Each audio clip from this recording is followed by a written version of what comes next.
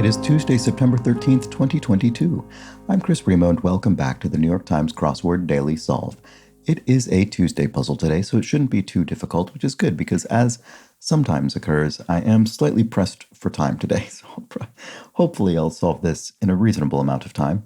And this speedy edition of the Daily Solve has been brought to us by Kathleen Quinn, Victoria Rajishka, and, as always, the inestimable Hood Monster, the invaluable Timothy Mark, and the indomitable Shulmaster. So thank you so much to the five of them, benefactors of the Daily Solve Patreon campaign. Their generous contributions are helping keep this channel a sustainable activity for me, and I do very much appreciate that, so thank you. And similarly, thank you to everybody who has backed the Patreon campaign at any level. You can do so yourself by going to patreon.com/dailysolve or following the link in the description field underneath the video. And by doing so, you'll receive access to all of the bonus videos that have gone up on the channel to date, as well as the new ones that go up each week. If you're a benefactor, you can also get the Daily Solve Let's Check the Crosses mug. All right, and do subscribe to the channel. We recently hit 10,000 subscribers. That was very exciting. And thank you to everybody who participated in that milestone. And you can join the Daily Solve Discord chat server and a link in the description field underneath the video as well to become part of that community. So, all that said, let's get on to the crossword. This is a Tuesday puzzle, of course. It was constructed by Adam Wagner, who has constructed about 10 puzzles, I believe, and it was edited, as always, by Will Schultz. So let's start solving. A shop for a locksmith. A locksmith. I've never seen this pun before. So this is referring to lox, smoked salmon, the associated with Jewish deli, Jewish delicatessen. Deli. In fact, I had a lox and cream cheese bagel sandwich the other day in a deli that was a couple miles from my flat where I live in North London. And this area, I'd never really walked through it before. And it turns out it is the biggest population of, it's the biggest sort of Orthodox Jewish community in all of Europe, and that is extremely evident walking around just from the sort of traditional dress that you see. It's very, very interesting. Anyway, good bagel. Okay. Bend out of shape is deform, I suppose. And green machine is an eco something? Not sure. Eco car, maybe. Does that work here? Jason, who sang I'm Yours. Oh, Jason Mraz was somebody. I don't think I ever really knew his music, but I remember it's an unusual name, Jason Mraz. Okay, and here we have a noodle dish that might be made with a flavor packet. Ramen noodles. And a micro or macro college subject could be micro or macro economics. Words shouted before no hands.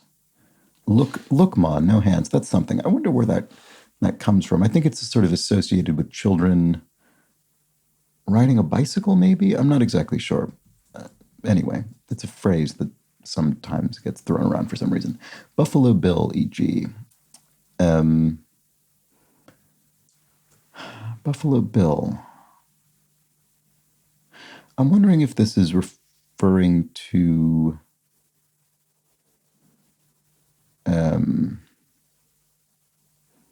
if this is a football pun, maybe, or something like that. I don't know. Anyway, William of Blank, noted 14th century philosopher William of Ockham, who best known, I suppose, for Occam's razor, which I'm probably going to misstate this, so I apologize, but it states something to the effect. The point of it essentially is, the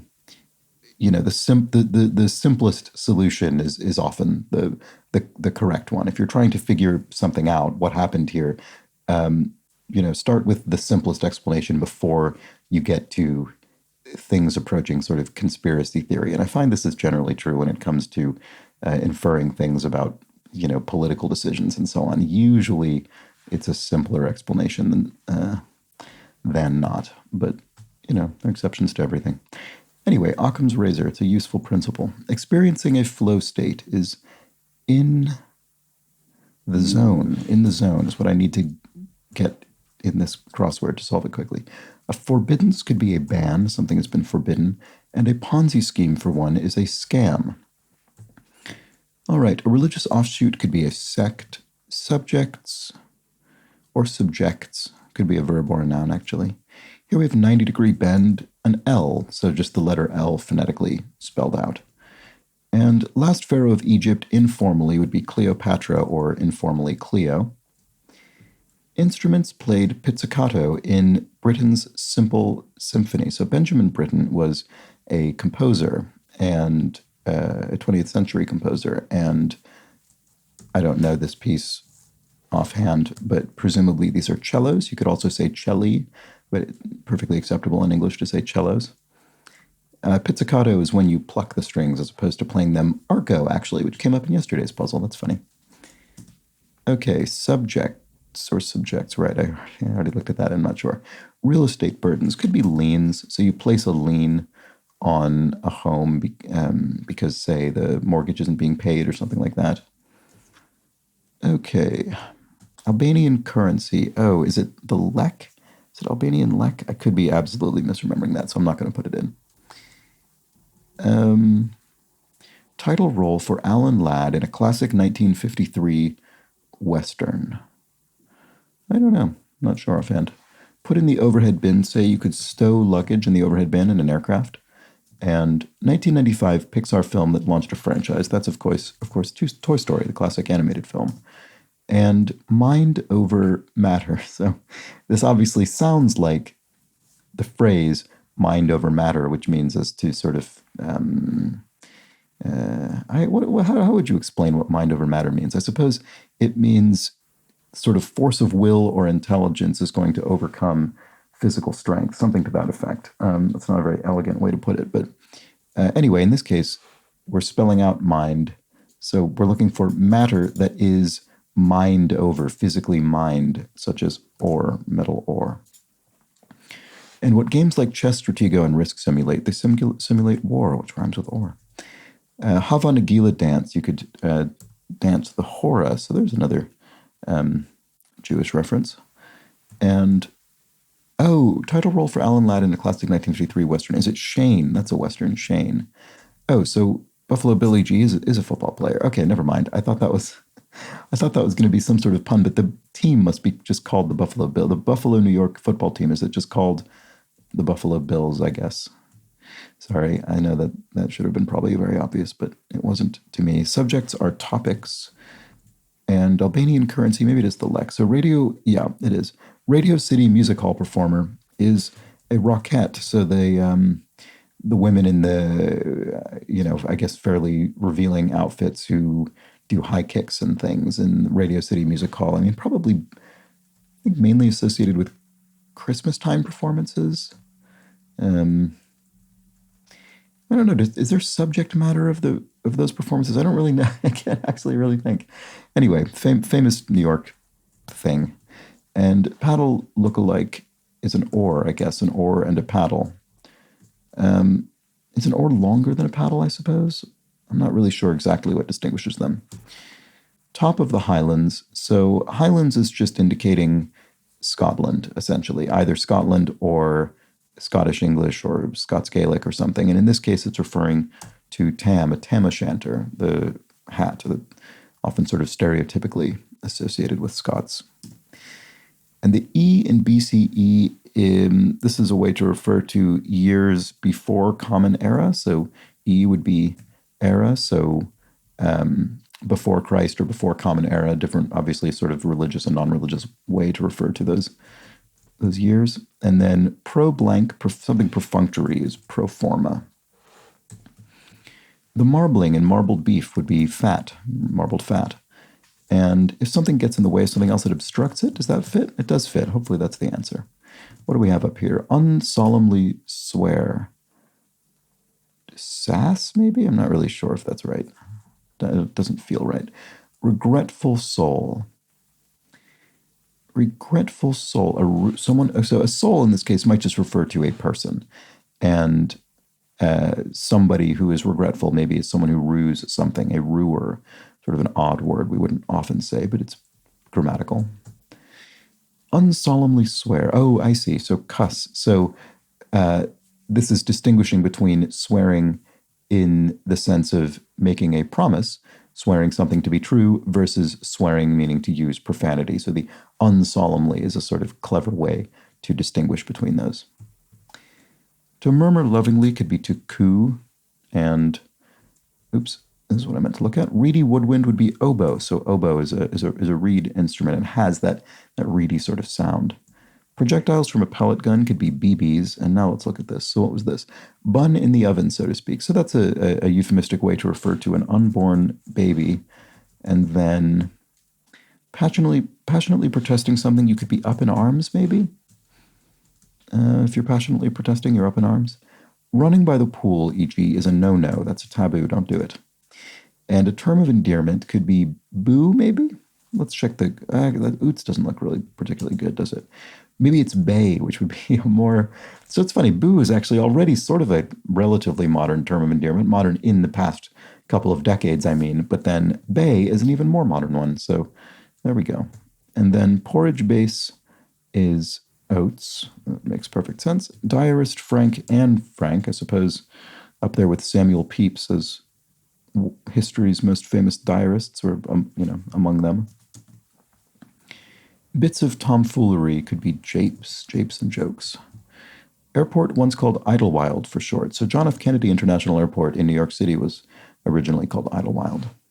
Well, I shouldn't say originally. I should repeat the phrase in the clue once, because perhaps that wasn't the original name. I don't know. But it certainly was a previous name. Part of the Department of Justice, the FBI, the Federal Bureau of Investigation, and lawyers' organization would be the American Bar Association. A marsupial stylized in the Qantas logo. So Qantas is Australia's largest airline, and there's a kangaroo in its logo, which is perfectly appropriate. Respect singer Franklin, the great Aretha Franklin. Why can't I spell that? A 0% chance, colloquially. So no hope, maybe? I don't know. I don't know if that's colloquial enough. Let's check some crosses elsewhere. First sign of the zodiac, Aries. I guess. Is it Aries? I never really actually know I don't know the order of the zodiac signs, but Aries fits. Is there another one that fits? I think it's probably Aries. Whopping could be great, as in huge. And the Terminator and HAL 9000 for 2 are fictional artificial intelligences from film. Okay. Oh, here we go. Here's our revealer. So lead into a surprising twist, or a hint to 16, 22, 32, and 45 across. So lead into a surprising twist. Football player, rocket, unborn baby, kangaroo. Wow. What connects these? Is this like a only connect level of seeming arbitrariness originally? I'll have to get there. I'll have to come back to it, sorry.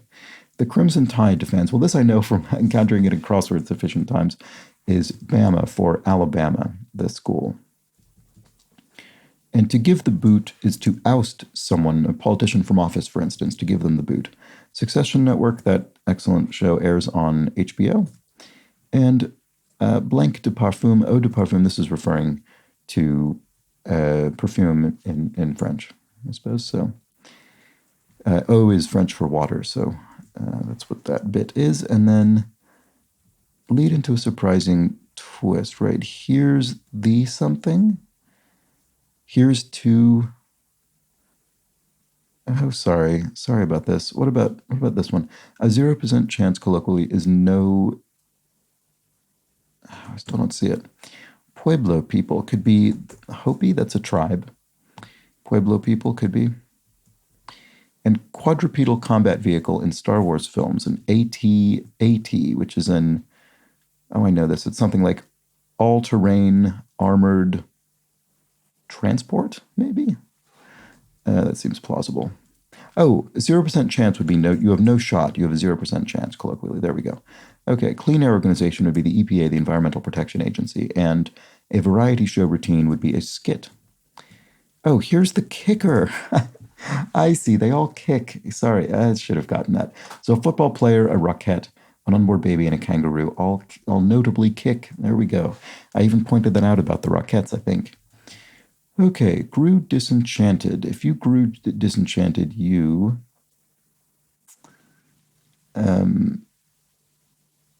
I don't know.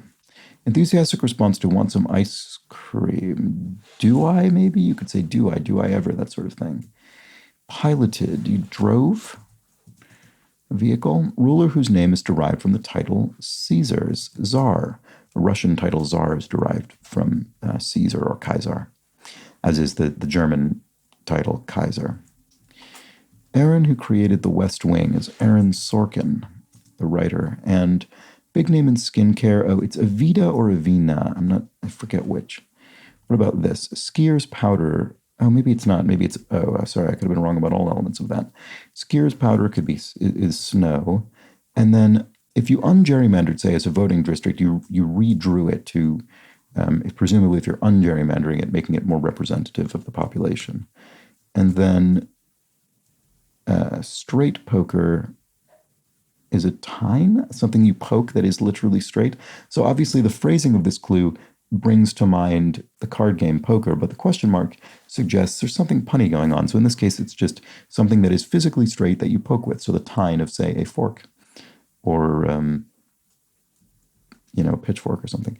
So a vino. Oh, I was completely wrong about that. There we go. All right.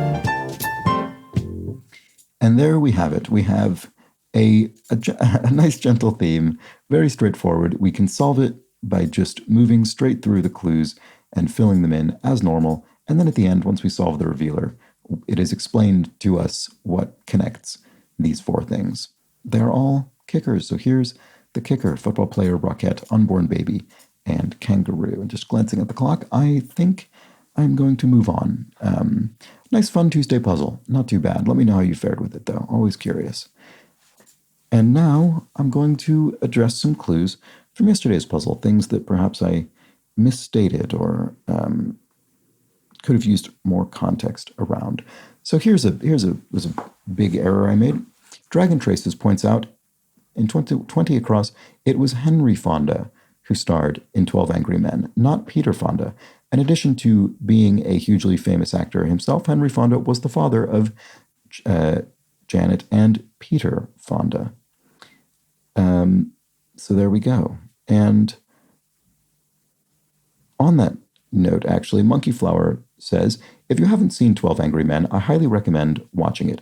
It holds up pretty well. And amazing cast. In addition to Henry Fonda, it has a young Jack Klugman, Lee Cobb, E.G. Marshall, Martin Balsam, and Jack Warden. Ed Beagley, the father of the more well-known Ed Beagley Jr., is also in it. Yes, I absolutely have seen 12 Angry Men. It is a great it's a great film. And I believe it was the first film directed by Sidney Lumet, who's one of my favorite directors. Sidney Lumet, an absolutely just ridiculously long-running career.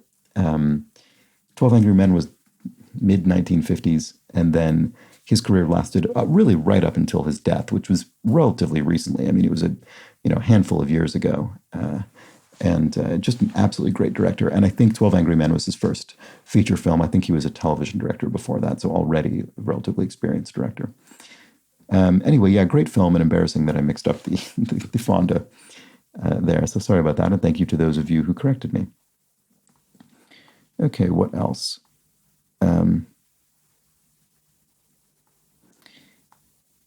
Let's see. Oh, this was an embarrassing mistake as well. Martin Lobau, and so I can't believe I didn't observe this at the time. Martin Lobau says, a further note on today's puzzle theme, which I thought was particularly cute. What brought it all together wasn't merely that the first parts of each answer rhymed with one another, Fonda, Wanda, Honda, and Shonda, but that all of them were Shonda rhymes, a homophone of rhymes, Shonda's last name. Yes, of course, it's absurd that I didn't observe that.